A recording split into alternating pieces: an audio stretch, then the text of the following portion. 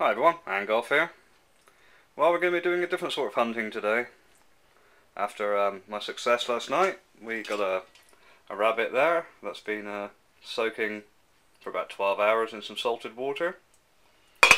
And from the allotment, we've got some potatoes there, look, some onions, purple sprouting cabbage, leeks, peppers, beans, tomatoes, courgettes. These are all off my sister's allotment. I swap vegetables for rabbits, which is a very fair deal. But the only thing I'm missing is some mushrooms. So seeing as it's that time of year, I'm going to walk up to my coastal permission where there's a good chance we'll find some field mushrooms. So we can do some identifying and picking of them. And then we're going to make a nice spicy rabbit stew. So I'll set you up the field and we'll see how many mushrooms we can gather. Well, here we are. Here's our first mushroom. The information I'm going to tell you now, you can use at your own discretion. I take no responsibility if you poison yourself. But this is a field mushroom. They're white on the top. They only last a day or two before they go off. They're not like the ones you buy in the shops. So the more brilliant white they are on the top, the better. I mean, I've already cut this one with my opinel. And the easiest way to tell on these is they should be nice and pink. I mean, this one's brown, so it's a couple of days old, but it's still okay to eat. But they have gills here, yeah, that run from the outside to the centre. Now the field mushrooms, or horse mushrooms, whatever they want to be called, they'll have long ones and short ones. That's the way I tell, and I've never poisoned myself. So long ones and short ones. Once you know what you're looking for, it's easy. Hopefully we'll find some fresher ones that are nice and pink. But if they're brown like this, it just means they're a couple of days old. And these are going to get eaten tonight anyway, so just cut through them, with a small knife. I've got an opinel number 7. So yeah, hopefully we'll get a few more. But there's the first one, so that's a nice size one, isn't it? Right beside where I found the other one, you'll see that they don't last very long at all. These are only a couple of days old, and they've already gone off. But these are both horse mushrooms. But I'm trying to get the ones that popped up this morning or yesterday, but this one here will do us for a start. Okay, I found a nice fresh one, so I can show you what they look like. This probably came out yesterday. Hang on, look. I don't know if we can pick that up. There's a kestrel right above me. Where are you to?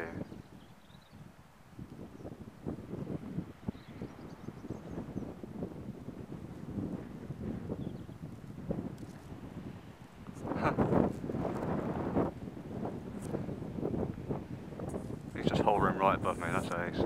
I saw these hatch, the nest is only down there on the cliffs. Anyways, we'll leave him get on with his hunting now. So right, back to my mushroom. This is a nice fresh one, look. It's nice and white on the cap and smooth, there's no hairs or nothing, and underneath it's pink. I mean, that's as fresh as you're going to get, and you can clearly see that the gills are long and short. I mean, this is what you're after. A couple like this will be plenty for a stew. I can see it from the gateway, which is all the way over there, look. So once you get your eye in, it's a bit like picking magic mushrooms. Once you get your eye, you just start seeing them everywhere. But yeah, that's a beauty. A couple more like this and I'll be well happy. Okay, now there's a couple of mushrooms here that I can show you the difference on the edible and non-edible ones. The one on the right here is the ones that we've been looking for. I mean, this is a few days old, so it's not quite so white anymore. If you turn it upside down, look, I mean, it's gone brown now, but it's got the gills that are long and short. And this one, you probably can't see on the camera, but it's got a yellowish tinge to it, which should alert you straight away. And if I cut it out in half, look, it's a sort of pinky, it looks like a mushroom, but that yellow hue there. I mean, I'm no expert. I only pick these because I know what I'm looking for. These might well be edible, but I'm just not going to take the chance. So unless you're 100% sure, of what you're looking at, it's best to leave it, because at the very least you'll get an upset stomach, and at the very worst you'll be dead. So just stick to what you know, and if you don't know, don't pick them at all. Buy them from the shop. But I just thought I'd show you the ones that they're the ones I pick against the ones I don't. Well, we're back at home now. We've got enough mushrooms, so add that to the rest of the veg, and we can start making our rabbit stew. First of all, we got to cut the rabbit into good sized chunks, so I'll come back when we've done that. Right, as you can see, I've cut the rabbit into quarters. Just any big sized pieces will do, because you're going to cook it like that and then take it out and strip the meat off afterwards. And on a plate here I've got some chili powder. My advice is to go easy with this, no matter how much you like it. You can always add more to the pot afterwards. I got some garlic granules and some ground black pepper. So we're just going to mix all that together a minute. And then we're just going to coat all the bits of rabbit into that, and then we'll leave it in the fridge for a couple of hours to marinate. And we seem to be accompanied by Jimi Hendrix Experience this afternoon, which is always a good thing, eh? Right, I'll coat these and then we'll come back, eh? Okay, so there we have all our rabbit coated in the chili, pepper and garlic mix. Like I said, don't go mad with the chili powder, because it really will be ball-bashingly hot. So I'm going to put this in the fridge for a couple of hours now to marinate. This recipe is a variation of one I found on YouTube, and if I can find the link to the original one, then I'll stick it in one of those little windows, you know, like Ghostmaker does up here, down here, or wherever. Let's see if I can find it. But if not, you just have to search for spicy rabbit stew, I think it was called, or something like that. You should find it. But wash your hands after this stage, because if you get any of that chili powder in your eyes, if you rub your eyes, then you're really going to regret it. So as soon as you've done the coating, make sure you give your hands a good wash. So this is going to go in the fridge for a couple of hours, and I'll get to work chopping these up. So I'll see you in a couple of hours. I'm going to go and listen to some Hendrix, have a cup of tea. Okay, so the rabbit's been in the fridge for a couple of hours. I've got a huge pile of chopped veg there. A couple of Nero chicken stock cubes and a jug, and the frying pan with hot oil in. What we're going to do first off is just fry the rabbit off just till it's brown, and then we'll stick it in the stew pot. So we'll do that in a minute.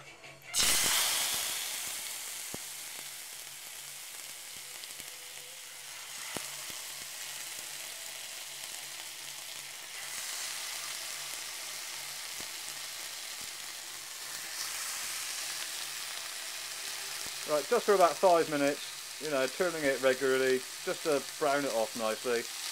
Then we'll stick it in the stew pot, and we're going to put the vegetables in, especially the potatoes. I'll put them in first for a good 5 minutes. But just to fry off everything, get it nice and soft, and then we'll add that to the pan. So I'll do this rabbit, and then we'll do the vegetables. Well, the rabbit looked nicely browned. I threw the tomatoes in as well, because I'm not going to bother frying them. I've got the potatoes on now. Made my stock up. I'm going to fry all of this part of the veg, so it's going to take me a few minutes. Just lightly fry it, you know, just to soften it up, so everything gets a bit of chili taste with it. And yeah, we appear to be joined by this leg of the journey by some classic Hawkwind. So we're having a bit of a nostalgia trip today. So yeah, I'll come back when everything's fried and it's all in the pan there with the rabbit. So sit back and enjoy the Hawkwind, eh? Okay, everything's lightly fried off and in the pot. I got a tin of beans, so I'm just going to add, because that just helps thicken it up. And we'll stir that in. Chicken stock, just fill it up so you can start seeing it coming through.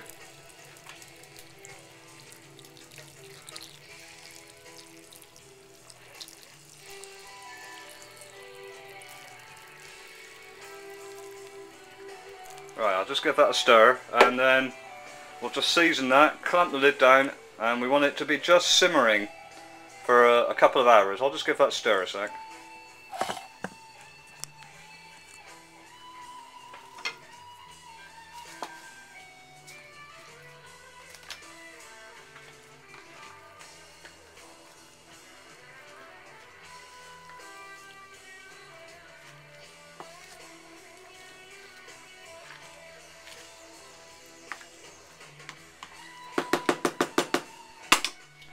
Just a little bit of salt and pepper, just to season it up. You can always add more at a later stage.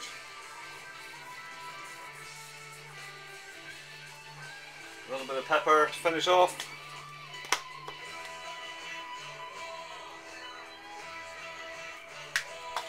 Right then, we want to put the lid on that. And like I said, we'll simmer that.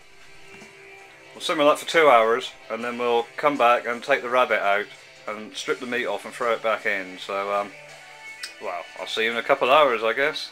Right, we're getting on now. Okay, so it's had an hour now. I've just given it a little stir. So, I'll give it another hour, and then I'm going to oink the rabbit out and start taking it off the bone. But seeing that I've got an hour, I'm going to nip up to the fields and see if there's anything about. So I'll turn this right down now, and it can look after itself for the next hour. I'm up here at the farm now, and I come through this maize field because that's the way the wind's blowing today. So it's you know, I'll approach the rabbits through this field. But this farm doesn't grow any cereal crops anymore. I used to when I worked here. But I'm hoping that when this maize is harvested, that I'll be able to get a bit of pigeon decoying.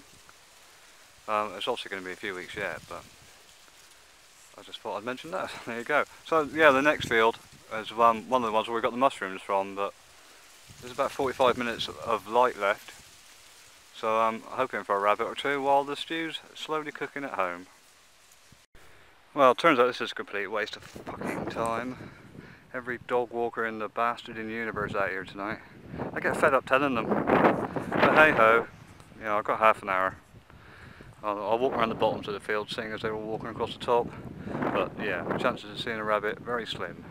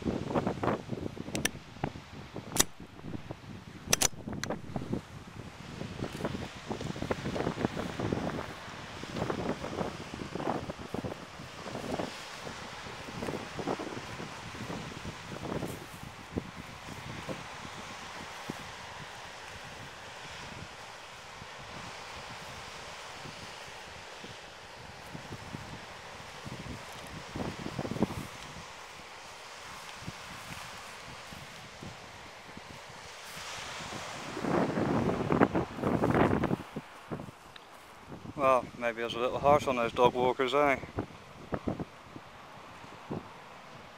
That was a nice shot.